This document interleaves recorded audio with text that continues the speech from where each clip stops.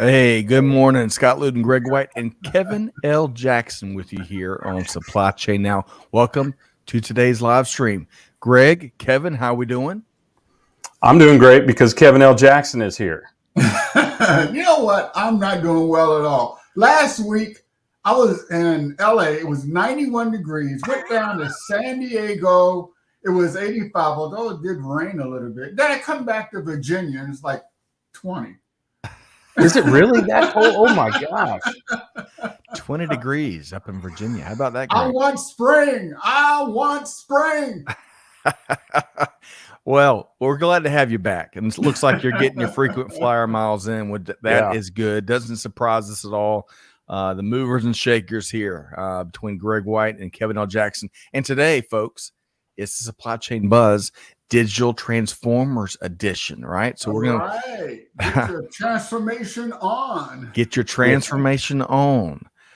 Greg, a couple weeks ago, we got Kim winterized. Today, we're getting Kevin L. Jacksonized. Are you ready, Greg? Oh, I like it. Oh, no. I like that. So it's all about, we're going to be tackling some of the leading stories really across global business. And we want to hear from you. So get your POV ready, your insights ready, those in the comments, in the skyboxes, the cheap seats. We want to hear from you. Okay. So, Greg, we got Kevin's update. He's been flying around the country making deals happen. Yeah, Greg, what have you been doing with the global Hilton Head Shipping Index? Well, we talked a little bit that I've actually heard of a couple companies that are going to come out with a how bad are the ports clogged up index, and I'm kind of looking forward to that. But in the meantime, we've got my Hilton Head Shipping Index, which today was interesting. Today it was 5, 1 oil tanker offshore, and the rest container ships. But get this, guys, the charter yacht Eternity, a 213-foot charter yacht that costs $390,000 a week to rent, was towed into the port of Savannah by a tug today. So somebody, while spending their $390,000, broke the engine and had to be pulled into port. So it's interesting, the way AIS reports, it reports no maneuverability, meaning the engines or the rudders were out of, were whacked on this thing. Dead in the water. Interesting. Can you imagine being on it? First of all, can you imagine being on a 213-foot yacht? Kevin, I know you get to do that. But yeah, in my dreams last night, I was on this $230,000 a week yacht stuck off the coast of Savannah. Well, true. I mean, you could have worse weekends, right? It's not your boat, so who cares, right? And you're still on it, exactly. And I'm sure the bar is still working. You get a refund, right? Yeah, and you get a refund, double bonus. Yeah. Well, keep the index and the observations coming there from the East Coast. They're the South Carolina headquarters of Supply Chain Now. There in Hilton Head.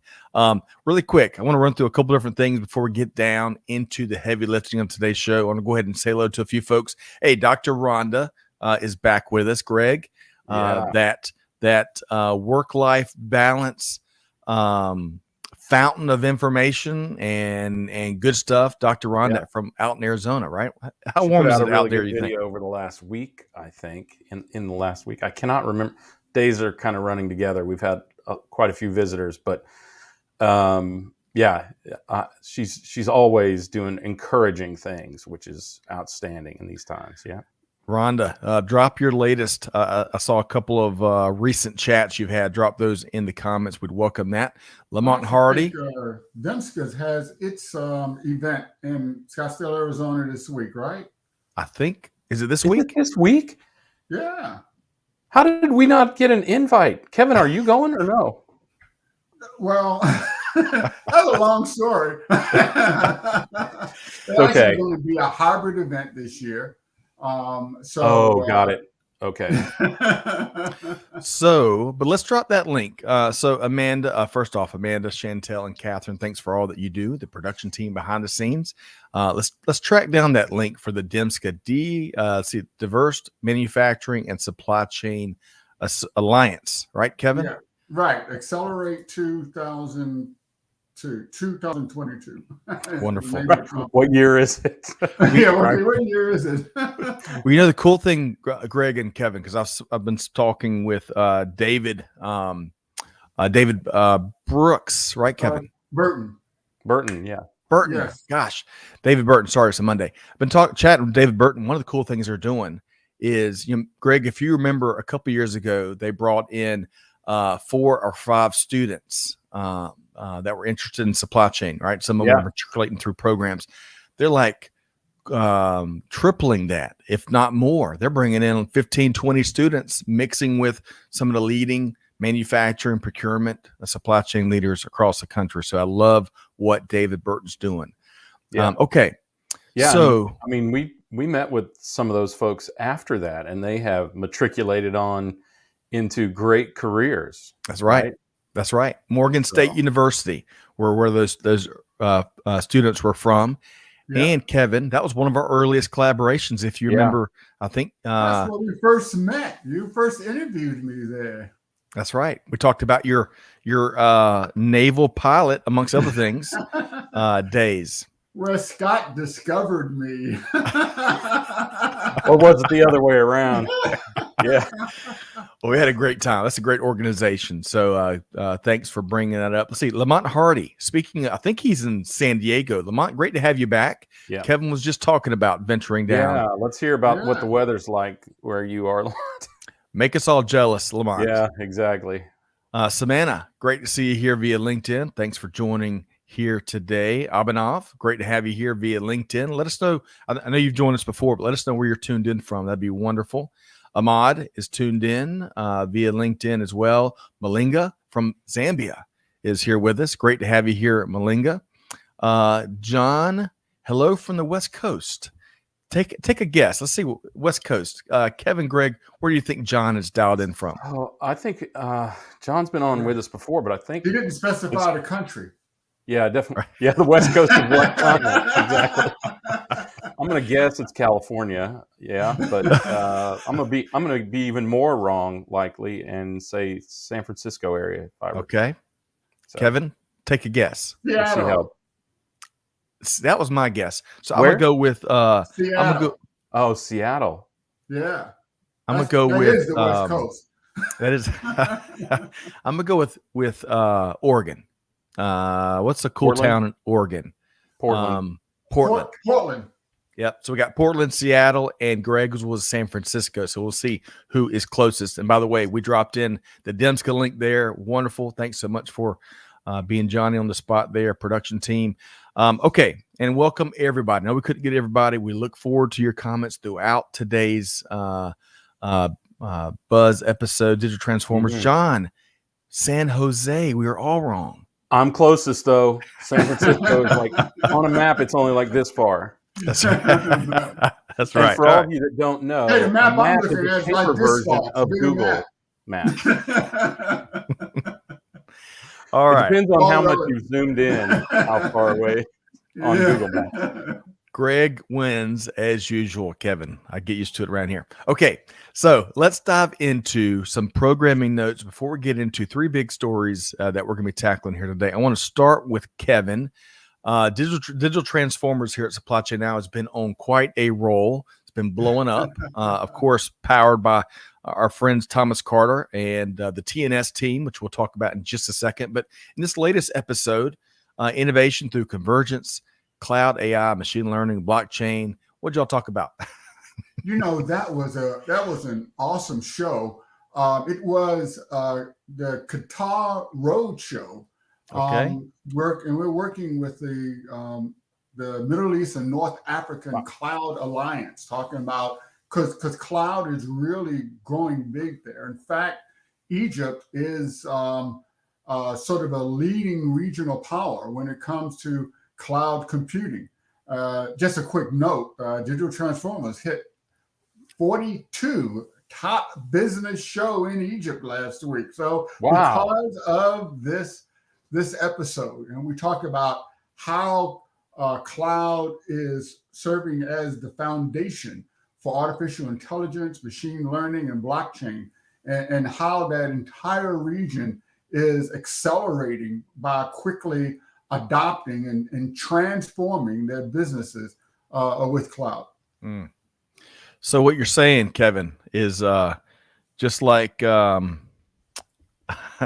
Jerry Lewis is big in France. You're saying it's kind of like Kevin L. Jackson in Egypt. Is that what you're saying? I'm big in Egypt, baby. Yes. I love it. I love it. Well, big thanks to our friends at TNS that sponsor that series. A lot of good stuff. We've got some big shows teed up. I know you do, Kevin. And folks, you can learn more at tnscorp.io. And of course, you can also check out Digital Transformers at supplychainnow.com. Okay, Kevin, keep the good stuff coming. And who knows, we might just entice Greg White, who has been on sabbatical. You know, Tequila Sunrise was popular everywhere, including Egypt. We might just get him off that sabbatical and meeting once again with the movers and shakers across supply chain startup land. What you think? Well, we're going to talk about some inspiring topics today in supply chain and digital. So you might just be right, Scott Luton. Awesome. Love it. Well, hey, folks, also want to keep this on your radar. The 2022 Supply Chain and Procurement Awards nominations are open. And Greg and Kevin, we've had the markets really responded. We're going to need more time to process all the information that's coming our way. We have extended nominations until keeping them open until April 1st. We've got 9 different categories. What's that, Greg? No joke. No joke. That's right. Avalanche in a good way of some of the companies and individuals out there making it happen. You can learn more at supplychainprocurementawards.com. And again, all nomination fees are being donated to a nonprofit on the move, Hope for Justice, which is leading the fight against modern slavery and human trafficking. So y'all check that out. All right. I want to say hello to a few more folks, and then we're going to get going with a quick weekend observation, some data factoids. We're going to be talking digital transformation and supply chain, why that doesn't work very often. As you heard from Greg, we're going to talk about some really hot and meaty topics and want to get y'all's take on those here today as well. It's like the Chef Boyardee version of the supply chain buzz, Greg and Kevin. Lamont. Lamont is in San Diego. It's going to be 62 degrees today. That sounds gorgeous. I can just picture how sunny of a day it is. 62 Salon, always in San Diego. Oh, it's always 62. Greg, it's frigid. That's frigid, isn't it, for San Diego? I always thought San Diego would be the easiest meteorologist job in the world, right? Because the temperature's always the same, except for the marine inversions in June, which last till noon to keep your temperature down, and fog over the Bay Area. Yeah, I used to live in Mira Mesa there. Yeah, I loved it. Nice, beautiful. Always place. 62 and always classy there in San Diego. Zalan joining us from Pakistan. Great to see you, Zalan. Leela is tuned in via LinkedIn. Great to see you. Thanks so much for being. Jose Montoya. He's the West Coast maestro for logistics and coffee. Great to see you, Jose. Look forward to catching back up with you soon. Seema is tuned in from India. Great to see you, Seema. Thanks for joining us. Gene Pledger. He's becoming quite a legend around these parts. Gene Pledger, hope this finds you well. I love that picture of you and your significant other, perhaps. Looks great. Better hope it is. Peter Bolle all night and all day. Of course, we can't do a buzz episode without you, PB. Great to have you here. John says 62 is cold. It's always 70 degrees in San Diego. Oh, I'm sorry. All right, so let's keep driving here. I want to share this with y'all, Greg and Kevin. So over the weekend, y'all know Amanda and I, our routine. We grab our laptops, knock out work with usually a documentary or something, or a good movie kind of playing in the background. Well, Greg, we've tackled the 737 MAX issue for quite some time. Yeah. right? It's been really intriguing. Unfortunately, it's cost the lives of hundreds of folks, right? Well, Netflix released this documentary, which is really led by, I can't remember the gentleman's name, Peter something or other. He's been covering aviation for the Wall Street Journal for over 20 years. And they really put a well-crafted story behind what's been going on with the 737 MAX. And we watched over the weekend, and it was intriguing. The story focuses a lot, Greg and Kevin, on how the leadership and culture of Boeing throughout this process, and really predating the 737 MAX, how it changed dramatically, especially since Boeing had acquired McDonnell Douglas. And then, of course, as we talked about, Greg, the headquarters moved to Chicago. And one of the reasons that the film at least speaks to that they moved the headquarters, they wanted to separate the financial folks from the engineering and technical folks, right? They wanted to be able to make decisions and not. What's that, Kevin? Independent. They didn't want the money affecting independent the decisions. Yeah. Right. But unfortunately, at the end of the day, this documentary suggests that the safety of its passengers via the 737 MAX were compromised by Boeing leadership's focus on the price of its stock. So I would check this out if you're interested in aviation, if you're interested in 737 MAX, all that what's been going on, including the tragedy. Also, it touches a lot on the story of the competition between Boeing and Airbus, which I found to be fascinating. So if you're looking for a good documentary, Downfall, the Case Against Boeing is a good one. Greg, your quick commentary, and Kevin, I'll circle back to you as a pilot. Interesting, the impact of short-term sight on your stock price has on the long-term price of your stock price, not to mention the loss of life, but how silly and stupid is that, right? I mean, I just think you have to take a much, much longer view than that. And it's especially in this age of transparency, right? There's nowhere to hide, folks. So why? Yeah. Well said, Greg. And Kevin, a lot of folks may not know, you're a pilot. You piloted aircraft in the Navy. So what's your take on this? Well, actually, I know Greg was talking about a long view. I think it's maybe it's lack of a broad view. I mean, business is about a lot of things, and the stock price is just one very narrow aspect of it.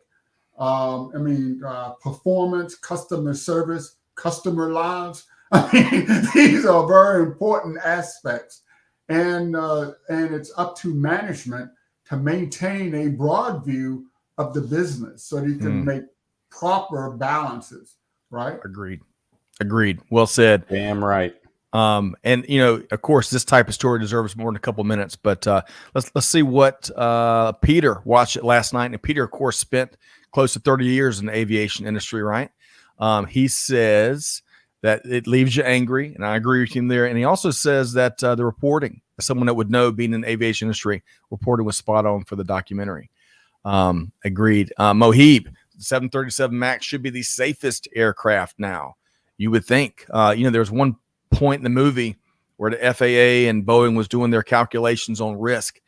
And as I recall, don't quote me on this, but their calculations based on before the fix, that they were projecting the loss of 15 aircraft over the lifespan.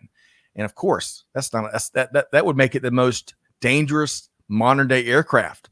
Right. But y'all got to check it out. It's a fascinating film, and it really made you stop and think about not just aviation, not just FAA and people's lives, but where leadership and culture plays into all of that. So, okay.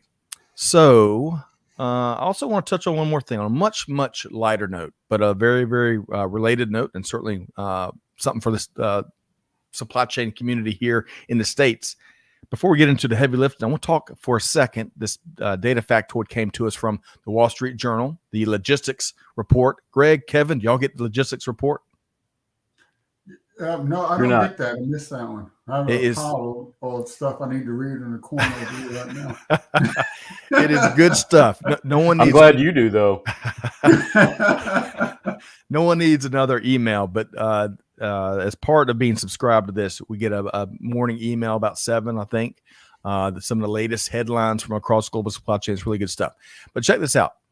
$4, almost $4.02, just about.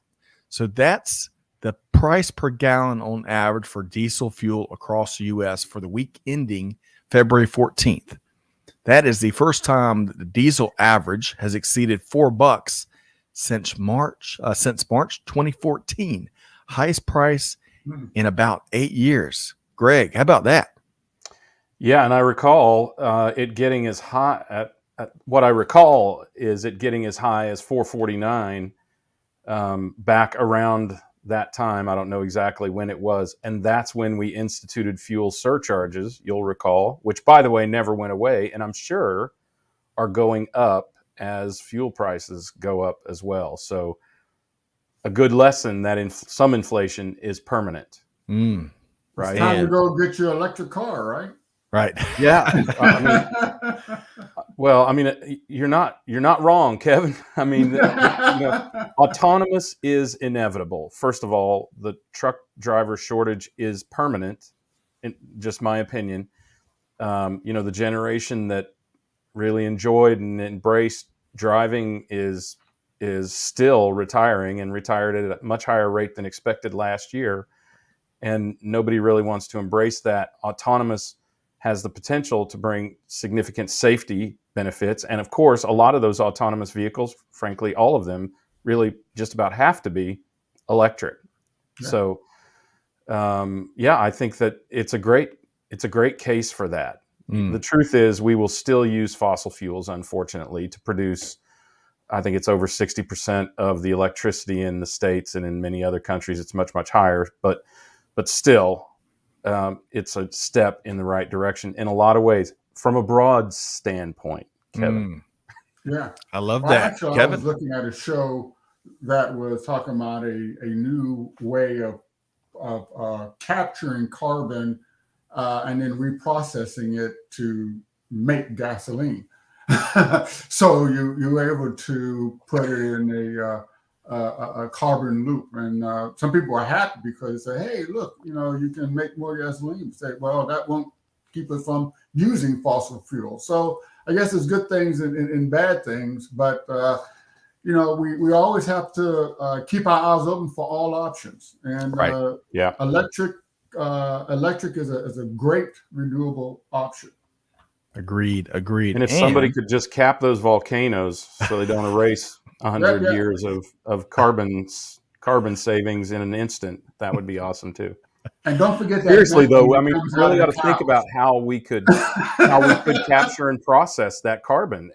Likewise, Kevin, to your point, if we can capture those carbon emissions, if we could somehow, that'd be a huge scale, but if we could capture the carbon emissions or even just some of them of a volcanic eruption, that would be hugely impactful. Agreed. All right. A lot of good stuff. And we're just on the front end of fascinating things to talk about. I'm gonna throw one more at y'all. Because did you know that today in history, that the first this day in history back in 1878, the first telephone book is issued in New Haven, Connecticut. Right. So in case you get asked that at the next bar you're at drinking a beer, it listed 21 names. And within an hour, all 21 people were sold a car warranty for their horse and buggy. True fact. True fact. All right. So Greg. Wow, that is impressive. 20. That's right. 1878. New Haven gets one first. Where robocalling was born. Right. Right. All right. So no shortage of things. Life insurance. Yeah. Think about how that changed lives way back then. Okay. So we are going to get ready to drop into the news of the day, especially from a digital transformer standpoint. Right. But before we do, I want to share a couple of things here. Yes, Rhonda, seriously, a telephone book. What the heck is that? Right. No, our kids certainly will not Somebody know. say telephone book? I didn't hear that. Did you say telephone? Yes. Did I say telephone book? I said it. Oh. All right. So let's see here. Jose was agreeing to what y'all were saying earlier. E-autonomous is the way to go. Let's see. Ika Mafuna. Thanks for coming back. I thought you, they were with us within the last few weeks. Great to have you back. They watched that interview as well, the documentary on Boeing. Really good stuff there. And Seema, yes, leadership and culture play a massive, critical role. Completely agree with you. And finally, Michael says the company worked for a number of years ago had fuel surcharges in place since the mid 2000s. And when all went down at the beginning of the pandemic, the organization dropped below the fuel trigger for the first time since it was implemented. We lost a couple of million in those first months of the pandemic. Man, Well, so much. if they were charging fuel surcharges over the prices between the mid 2000s and now, they made many, many more millions than they lost in those couple of months. Excellent point. Excellent point. Okay, so we talked about the news of the day. Let's talk about digital transformation and why they are failing oftentimes, especially in supply chain. Great article here by our friends at the Supply and Demand Chain Executive. And Kevin, I want to start with you. Unpack this a bit for us, and then Greg, I'm going to circle back for your commentary here. So Kevin, what's going on? Well, the pandemic changed a lot of things. And one of the things that changed is business and people, because everybody had to start working home. Everyone started looking at technology to solve their problems. And in 2020, Gartner did a survey and showed that nearly 70% of companies had accelerated their digital roadmaps. But 68% of them failed. So they failed to report any positive returns on their digital investment. So the question is why? And this is especially in the supply chain world. So the number one reason was lack of project governance. I mean, they just said, do digital transformation. What's that? Right. Okay. There was no why. They had no end state vision of where they were going. Right. There was no unified vision. Nobody knew what they were doing. They were just basically buying anything that had digital attached to it. The number two reason was that although everyone was doing digital transformation, they had no talent. They didn't understand what they were doing, right? Their opportunities to innovate require, first of all, that vision, and then a pilot to see if what you think should happen actually does happen. You need to really flesh out your ideas of what the digital capabilities should deliver. And so there was really a divide between the digital capabilities and the capabilities required to actually scale a transformation. And finally, they just took the wrong approach. It was sort of shiny item-itis, right? They didn't know what they were doing or why they were doing it. But if it was shiny and it was on the shelf, they bought it. And then they forced the organization to implement it. So for all those reasons, everyone was saying digital transformation, but they were failing. So, Greg, there's a lot there. What comes to your mind initially?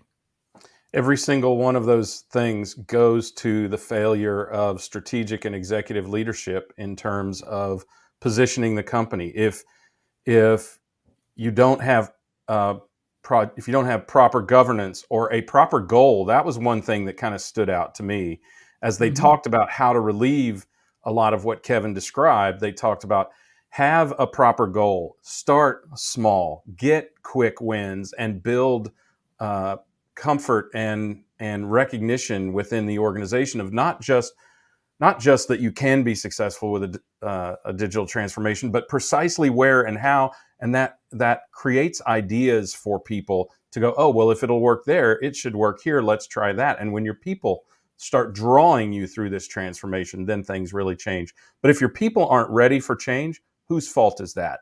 Leadership, right? Yeah. If you take the wrong approach, whose fault is that? Leadership. So one of the things we have to recognize here, and I mean, look, this is not new because of digital transformation. This is new because of anything. I mean, insert supply chain 5, 10, or 15 years ago, And you had exactly these same problems before. Insert ERP 15, 20, 30 years ago. You had the same problems. Failure of leadership to lead, to give clear direction, to enable and prepare people for change, and then to ultimately make sure that it is the right initiative for the time for the company. Mm. The way that these things succeed is when a leader, a C-level leader, usually above COO or CIO, or somebody who has perhaps disjointed goals, as they talk about in this and in other articles, that has to be the CEO. Every digital transformation failure, in my opinion, falls squarely at the feet of the CEO of the company. Yeah. Well said there. I want to bring this in from DC. So DC's been on the show with us before, Greg. She's back. She is back, and she's also I creating. know we're not supposed to wave on these because it looks uncool, but hey, DC. Well, she's back, and she's also creating some really cool content. DC, I'd love for you to drop your link there, and hopefully your husband is doing well. He's a brilliant musician who's played here at Supply Chain Now. She says many of us in this space know why these transformations fail, and yet they continue to fail. Yes, Greg White, leadership in governments. What are the objectives? Why are we even doing this? What are we looking to gain aside from feeling productive? Because we're going through the motions of an implementation. A lot of good stuff. Simon Sinek, the why, right? The why. Yeah. Right. Yeah. They talk about that in that article as well. And she's waving back at you, Greg. All right. We're uncool together. I like that. All right. Memory says, hey, stuck in traffic with you guys to keep me from losing my cool memory. Hang in there. I can't see Forget memory. about traffic. Forget Right. about traffic. Just pretend you're in an ocean ship. You're in a container ship, right? You know, $390,000 a week yacht stuck off the coast of Yeah. Even better, pretend you're in the eternity, a $390,000 yacht someone is towing around right now. And I'm sorry, I just can't see memory losing or cool. And by the way, I love the new headshot there, memory. Love that. Let's see here. SEMA is weighing in as well. Digital investment, lack of project governance, correct 100%. No talent, no vision, no digital capabilities. Finally, took the wrong approach. All of that. I think she's agreeing and adding a couple of cents there. Mohib, I think, is going back to an earlier part of the conversation. Mohib there in Wichita, Kansas. Hope this finds you well at home of the Shockers, Wichita State University. Electric is a great option, he says, if the electricity used to charge an automobile is generated by renewable energy plants. Otherwise, it's just a feel good, yet it's the same carbon emission happening elsewhere into our skies. We're working on it. Right, we are working on it. Electric plane that's I saw online the other day that they expect to be commercialized next year. Very cool. And we're getting an update here. So DC says that Joseph Sfagola, I get that close, Greg? Sfagola. Sorry. It's okay. Joseph Not says the easiest name in the world. I think he told us it was even mispronounced in Italy. Wow. So Joseph has transitioned to film and TV composing. He's working on his IMDb profile. We're going to have to hook back up with Joseph. That is awesome. Yeah. Let's see here. And Josh discovered him too, Kevin L. Jackson. Oh yeah, okay. Good people. Sky's the limit for us, man. Sky's the limit. Josh is talking. So 3 games in hand with 2 North London derbies left. Wild 3 months left. Is he talking soccer, Greg? What's he talking about? Yeah, he is talking soccer. If I recall correctly, he's an Arsenal fan, and he may be gigging me a little bit. North London derby is Tottenham and Arsenal. So He's a gunner. Gotcha. Well, hey, Josh, great to have you here, and thanks for don't poke the bear too much with Greg, but thanks for keeping it fun. And DC dropped in the link. Let's see, every second Friday of the month, so you can sign up for reminders there. So love what you're doing, DC. Okay. Thanks for stopping by. Okay, so I'm gonna give you the last word on this first story here today. We were talking about why digital transformations in supply chain fail. Your last word, Kevin. It's the CEO's fault.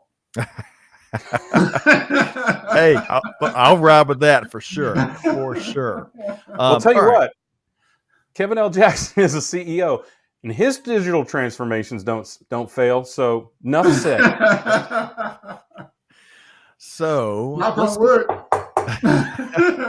Right. Let's Yeah, no doubt. We're gonna so we don't have to leave the topic. We're gonna keep talking digital transformation a little bit more here, and let's see here if I can get my notes right. So to do it right, as Sanjeev Sahu with Ingram Micro says, not only does it take a lot more than technology, which we, of course, that's been a drumbeat here in our conversations, but he says you've got to focus on execution, and it really takes a quote operational spirit, as is reported in this article here from CDNet, and they got these quotes from I think a recent show featuring our dear friend Ray Wong, Kevin. So tell us what's going on here, and then we'll get Greg's hot take in a second.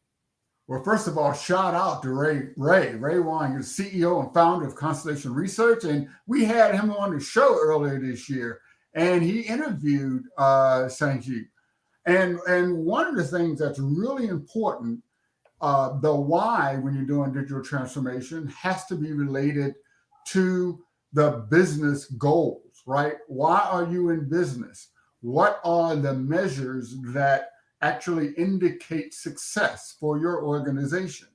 So we have when you are doing digital transformation, you have to focus on your digital operations and have a passion for continuous value creation. And continuous value creation. Yeah. And it has to relate to a metric within your organization that's important to you and your shareholders. This ensures that the entire company is also performing while they transforming. It's not like, hey, wait a second, we have to stop the company while we transform. Right. Right. You got to you got to change the wheels while you're still going down the highway. You got to replace the wings while you're still flying, right? So design and focus on the customer engagement model and take a very inclusive, structured, and empathetic and creative approach to how you support and deliver value to your customers, and monitor your customer journey. Analyze it using those metrics that everyone agrees on. And the metric has to relate to not just your business operations, but the end-to-end processes, people, and the technology that you need to use. And finally, your organization has to be designed to operate in a digital way, okay, so that you can accelerate value. Sanjeev called it DigiOps, right? Where you need to digitally create value and measure the results, okay? This really goes back to the first article. If you don't have the why, you can't be successful. Right. Okay. So, Greg, I'm looking forward to get your continued take here on what Kevin said and what this conversation from CDNet was all about. Your take. Well, I mean, I think he's nailed it, really. Look, the problems in digital transformation, they don't vary based on the story that we cover, right? They vary based on what is foundationally a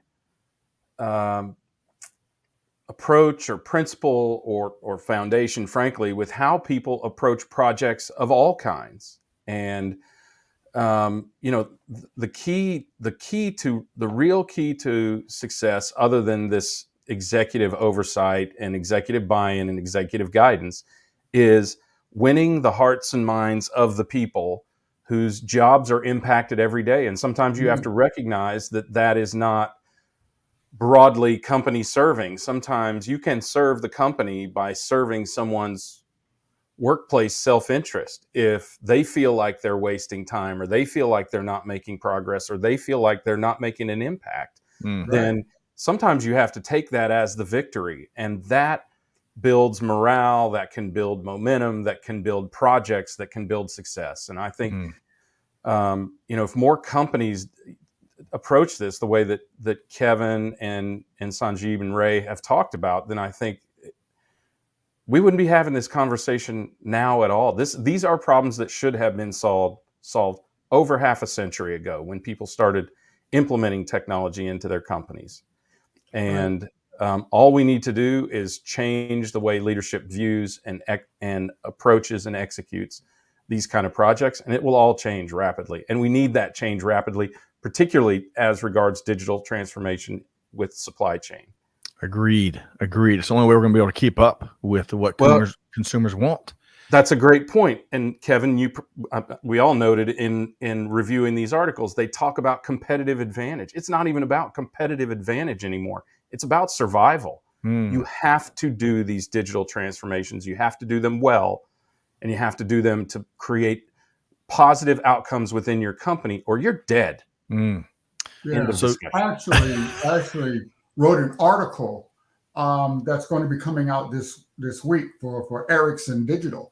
And it was talking about the fact that they interviewed consumers, and consumers really don't use email anymore. They've transitioned to text. And it was talking about how companies haven't recognized that, and they're still trying to connect with people with email. So they haven't changed their outreach processes and the tools to really follow where the customers are going. Yeah, it's not about differentiation. It's about doing what your customers want. Right. That's right. Agreed. And survival, as Greg puts it. That's an excellent point. Okay, I got to get some of the comments in. We've got so many from the they cheap are seats. a lot, and they are good ones. They're really good. So Lily, go Gunners. She threw that in there. Dr. Rhonda's still talking. So much to think about when it comes to renewable energy, pros, and then some unexpected cons we can mitigate with a deeper understanding of how intervention impacts our environment. Excellent point. Seema goes back to another earlier point. Digital transformation, it's a CEO's fault. I completely agree, she says. I'm going to circle back to Rohit's question in a second. Rohit, we'll get to that question before we wrap today. So stay tuned on that.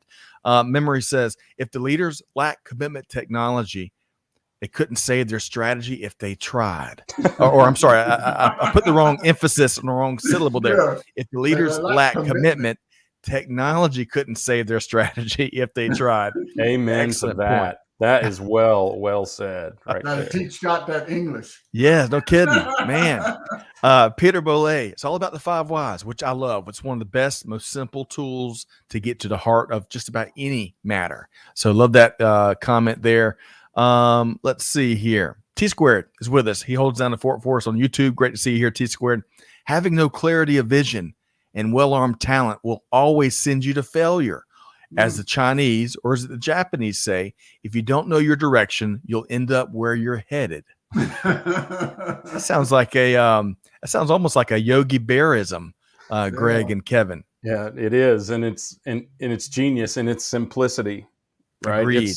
It reminds me of when I first started racing cars. One of my racing instructors, as I was crashing through the cones, said, if you're not going the direction you want to go, why is your foot still on the accelerator?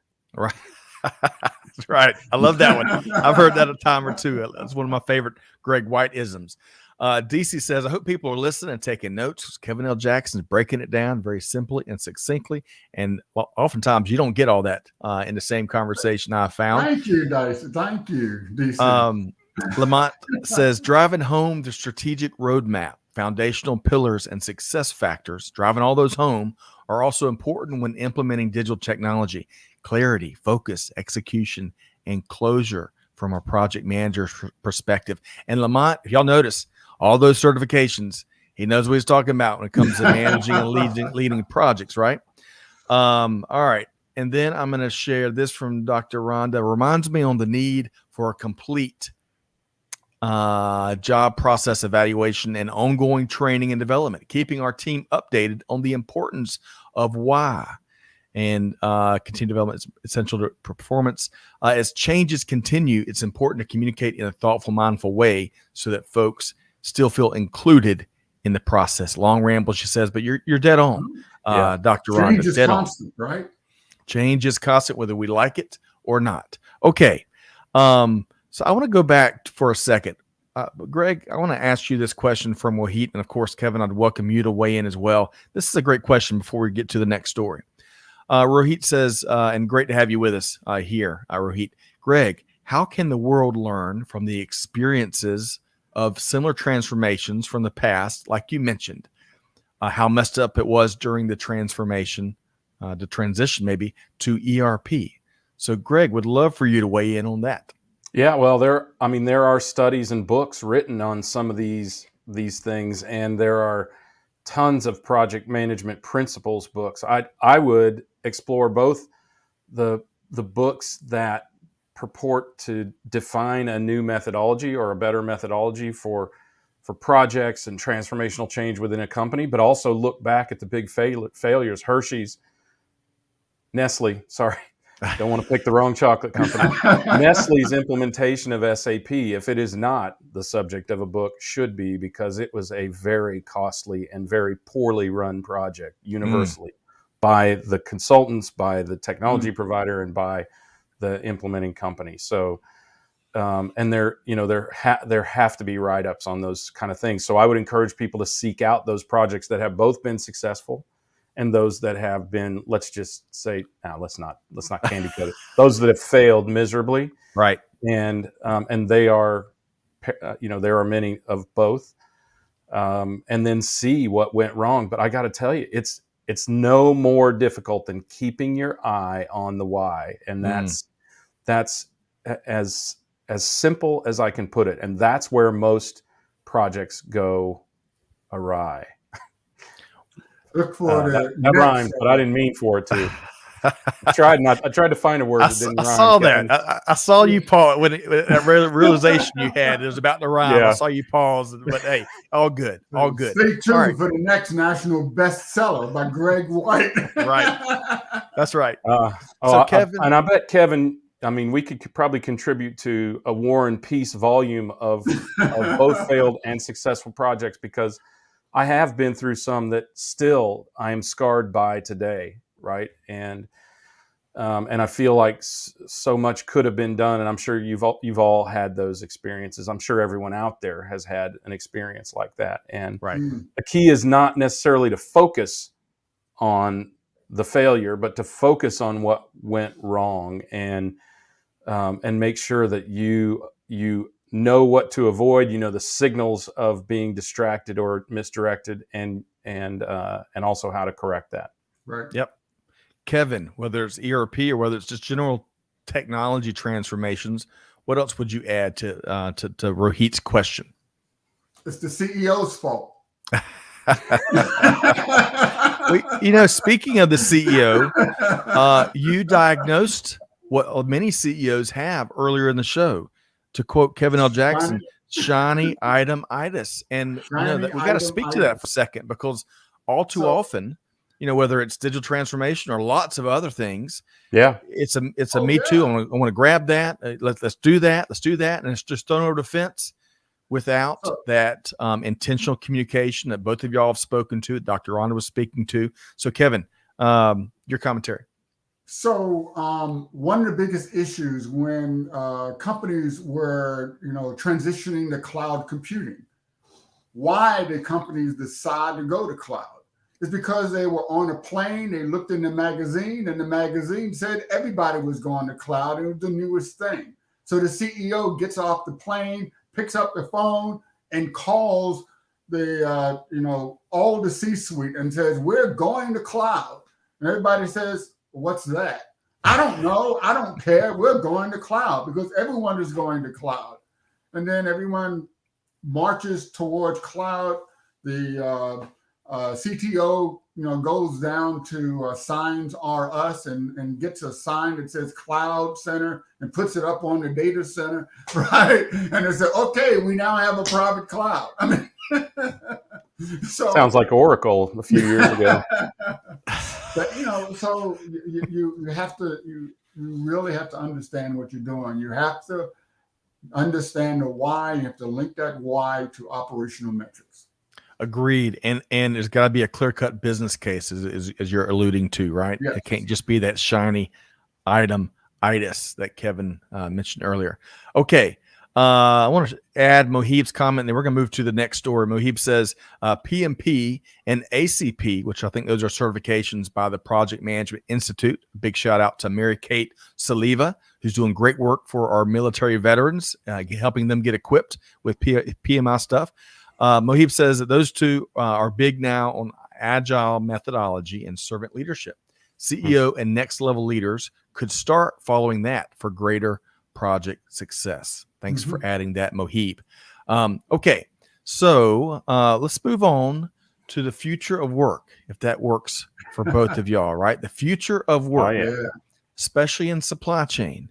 So, Kevin, let's talk your thoughts here when it comes to future work is getting all the a lot of juice in industry, a lot of juice in conversations.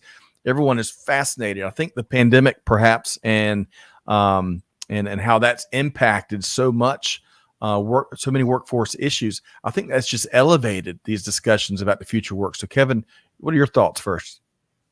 Well, we've talked a lot about the CEO. I've said it's always the CEO's fault, right? But it's really about the people. It's not just the CEO. It's about all of the human resources that you have across the organization. And yes, the CEO is important for setting the vision, for holding people to task. But I mean, the roles are changing when it comes to digital transformation. Companies really need to take a close look at redesigning their supply chain roles and the skills that are needed in order to match the new reality. In fact, a McKinsey Global Institute survey showed that 87% of leaders thought that their companies were not ready to address the digital skills gap. Think about the pandemic when everybody had to work from home and everybody was trying to figure out what to do, what they needed to buy. And a lot of the software had been sitting on the shelf for years, not used, because people said, oh, it's too hard to do it that way. All right. So, but McKinsey is saying that about 50% of the current activities that companies are doing, especially around supply chain, will be automated by 2030. Think about that, right? In 8 short years, this will fundamentally change the entire nature of supply chain jobs. So if your company is not ready by understanding the change in the skill set and what training needs to be put in place, guess what? It's the CEO's fault. Right? So you have to really work towards the new reality of integrated digital supply chains. Some of the new roles that are going to come up: predictive demand management, where you have to look at the demand signals and how that affects the rest of the supply chain and optimize your algorithm for your forecasting software.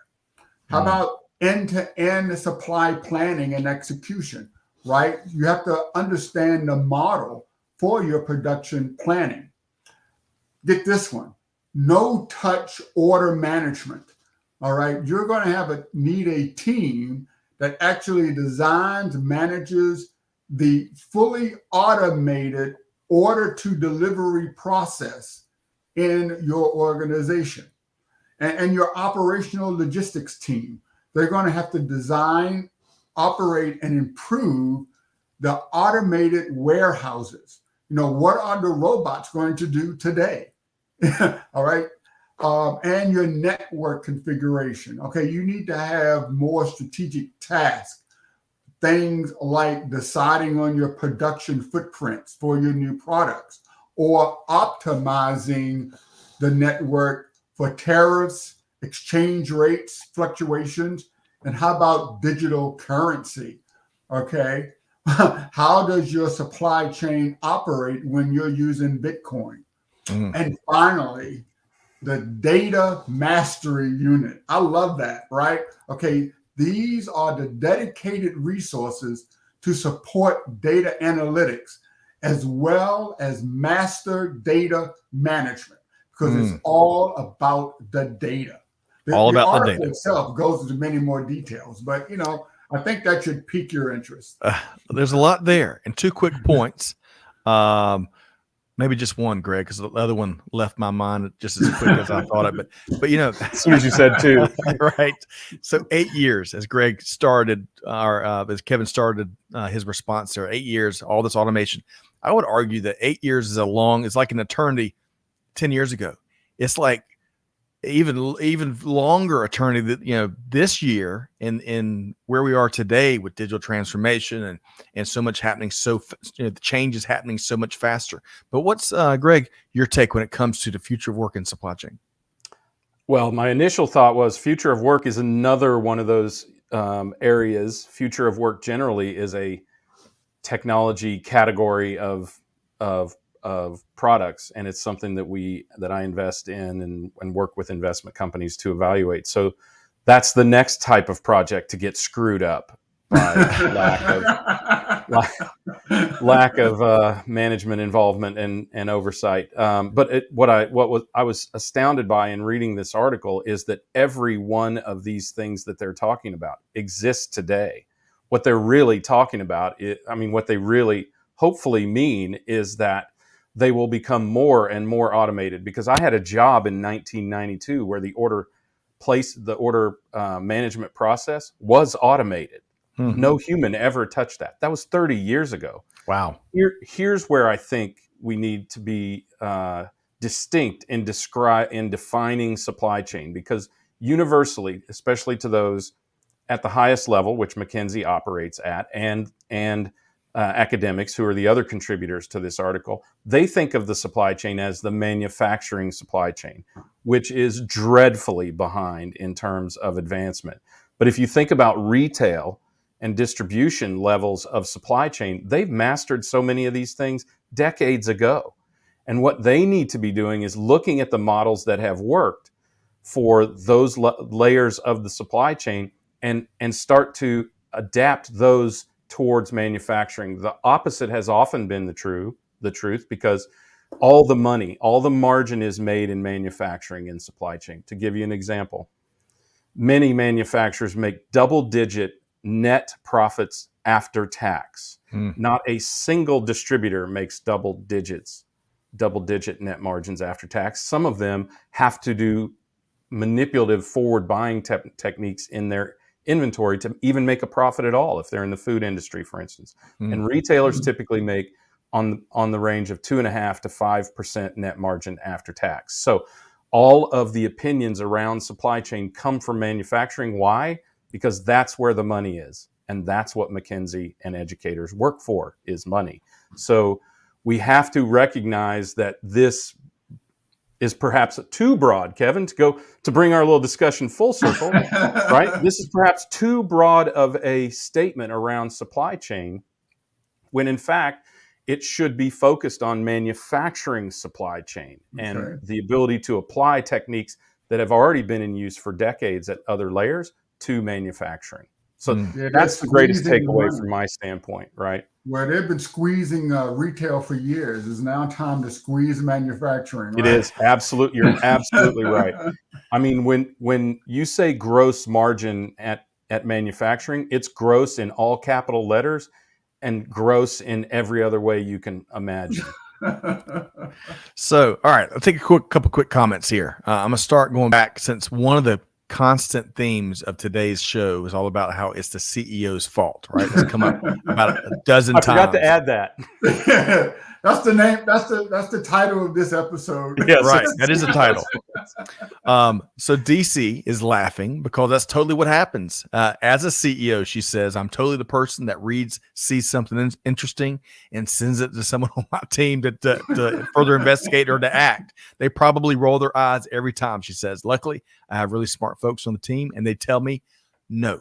I love that, Yep. DC. Embrace that. Right. Yeah. And memory is talking about the value of getting to the root of the problem, those 5 whys that Peter Bolay mentioned earlier. Dr. Rhonda, as always, a pleasure to have you with us. I'm sure you've got, I bet your calendar is jam-packed full, but great that you could spend, 45 minutes with us here today. So thanks for joining us. Now, Majdi ask a great question via LinkedIn. Is it really possible to automate everything in supply chain? Quick. Oh gosh, we're at the top of the hour. Quick response to that. In fact, yeah, that's right. That's an easy answer, though. Okay, Greg, go ahead. No. Ditto. No. Ditto. Okay, we'll all agree on there. No, all things right. change all the time. Normally, I keep a very sharp eye on the clock. Control it is today, 1 o'clock. I think we did lose. We had so Scott much to tackle. Lost control the clock. I must have. Really quick. We want to break out the BCBM, big crystal ball moment, and wrap with that discussion. I want another succinct answer. And the question, completely unrelated to digital transformation to some degree, although they're looking at robotic umpire calling, which would be interesting. Thank God. Seriously. Rest in peace, Eric Gregg. But man, you ruined my 90. Let's see, that was a 97 Braves, I believe. Okay, so really quick, is there going to be a baseball season in 2022? Kevin, your quick take. Yes, because if it doesn't, we'll have riots in the streets. That's right. Okay, and Greg. Yes, but it will be shortened, is my prediction. Agreed. Yeah. Agreed. I it's agree. Too late already, in my opinion. I mean, having lived in Arizona, and Rhonda lives in Arizona now, the greatest month in the entire year in Arizona is February because of spring training. And if the players are locked out, no spring training, it's too dangerous. They're too valuable of assets to put on the field out of shape. They aren't all Carlton Fisk who could drink beer all summer long or and still somehow play baseball. Right? Former or Babe Ruth who smoked during the games and still managed to play. It's a different game than that. It's a different game. Carlton Fisk, of course, the Hall of Famer catcher for both the Red Sox and the White Sox, probably in addition to some other stops in his career. Seema says, yes, there will be baseball. I love that. I agree with both of y'all. I think there will be baseball. There's too much money involved. There's too many people that are depending on that as a departure.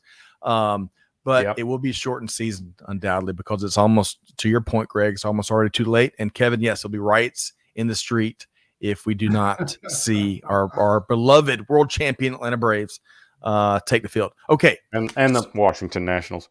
That's right. Kevin's a Washington Nationals fan. We got to throw that in there for him for sure. Okay.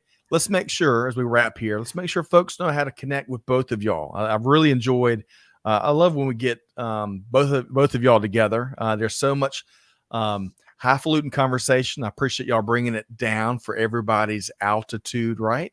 Well, Kevin. I don't know. Mohit is complaining, right? He says that we talk too fast. I'm going to say, hey, this. We record this, so it's on demand. Yeah, that's right. You can always go to supplychainnow.com and play it slowly. That is right. Because there will be a quiz. There will be a quiz. The market will definitely quiz you on the things we talked about here today. And the stakes will be a lot more than a score on a pop quiz. Okay, Kevin, how can folks connect with you? So on LinkedIn, Kevin Jackson, on Kevin_Jackson on Twitter. But of course, we can go to Digital Transformers and Digital Transx on Twitter. And on we got a page on LinkedIn now. Woohoo! So come find us. You definitely want to get Jacksonized. I promise you. You learn a lot from Kevin L. Jackson. And I was thinking Jacksonated. It's almost like vaccinated. I like that, man. That's a lot better, right? You want to get me confused with a new COVID variant. Come on. You're the cure for what ails digital transformation. Get Jacksonated. Love it. Love it. All right. So, Greg, how can folks connect with Gregory S. White? Yeah, LinkedIn, of course. Greg White on LinkedIn with Supply Chain Now. And Gregory S. White on Twitter and Instagram. And I promise I will get more active on both. Yes. And folks, we have a new Instagram for Digital Transformers. All right. Well, big thanks to Chantel for making that happen. Again, big thanks to Chantel and Catherine and Amanda and Clay and everyone else behind the scenes to help make production happen. We should add really quick, Greg didn't mention it. Folks, connect, follow Greg on LinkedIn, the 2 or 3 times a week, he drops some supply chain hot takes into the LinkedIn ecosystem, and you're not going to want to miss it. He tells it like it is, and it generates a lot of buzz. And by the way, speaking of LinkedIn, Kevin L. Jackson's got a wonderful newsletter that comes out, once or twice a month, Kevin? Well, actually, twice a week, actually. Twice a week? Yeah. Wow. I'm convinced. It's called Digital Business on LinkedIn. Digital Business. Check that out. Connect with Kevin L. Jackson there too. Okay, folks, hopefully you enjoyed this rapid fire hour and 5 minutes as much as I have. On behalf of our entire team, I want to challenge you. It's going to be a lot to act on everything you heard here today, but it's real easy to act on one thing, and that is to do good, to give forward, and to be the change that's needed. Folks, we'll see you next time back here on Supply Chain Now. Thanks, everybody. Thanks.